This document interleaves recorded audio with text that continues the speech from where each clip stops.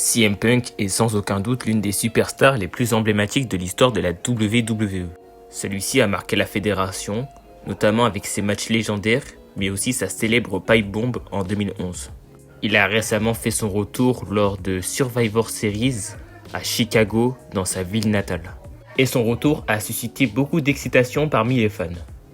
Et à l'heure actuelle, le Royal Rumble, et donc la Road to WrestleMania, approche à grands pas. Et bien sûr, CM Punk fait partie des favoris pour gagner ce grand Royal Rumble.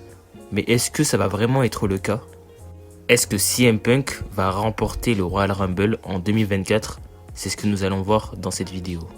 Salut tout le monde, c'est NoCash34 et j'espère que vous allez tous très bien. Aujourd'hui, vidéo sur CM Punk. Et comme vous l'avez vu à l'intro et au titre de cette vidéo, aujourd'hui on va donc parler du Royal Rumble mais aussi de CM Punk et pourquoi selon moi CM Punk ne doit pas remporter ce Royal Rumble match. Alors comme vous le savez, bien entendu, CM Punk c'est le grand favori, je pense, cette année pour remporter le Royal Rumble match. Bien qu'il y ait d'autres favoris pour remporter ce Royal Rumble match, mais bon ça on y reviendra lors de ma vidéo pronostic de WWE Royal Rumble.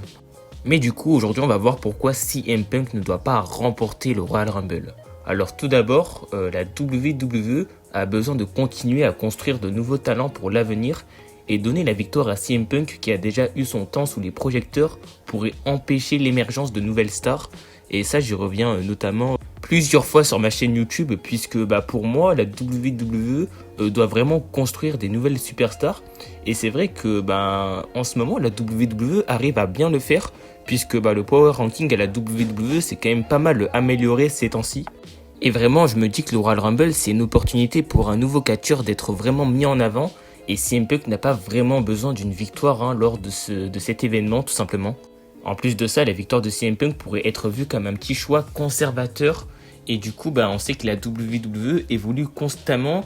Et du coup, l'opportunité unique de continuer à innover en mettant en avant des talents plus récents qui correspondent mieux à l'ère actuelle de la lutte et de la WWE, ça grandit à chaque fois. Et je pense que le Royal Rumble, il faut s'en servir vraiment comme un moyen de mettre les catcheurs en avant. Alors bien sûr, je vais nuancer mes propos, bien évidemment qu'une victoire de CM Punk serait aussi une bonne chose pour la WWE, puisque CM Punk a récemment fait son retour, et quoi de mieux que de lui faire gagner directement ce Royal Rumble pour directement le propulser dans le main event, et pourquoi pas avoir une rivalité contre Seth Rollins.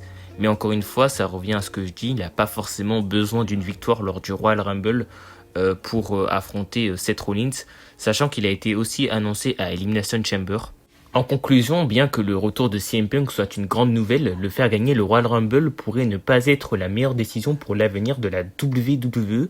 Il est temps de donner la chance à de nouveaux talents de briller et de façonner l'avenir de la WWE. Donc n'hésitez pas un petit peu vous à me donner votre avis dans les commentaires.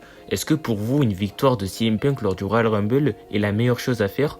Ou alors est-ce qu'il faudrait attendre peut-être l'année prochaine? En tout cas voilà, c'est déjà la fin de cette courte vidéo. J'espère qu'elle vous aura plu. N'hésitez pas à vous abonner, à liker, à activer la cloche de notification.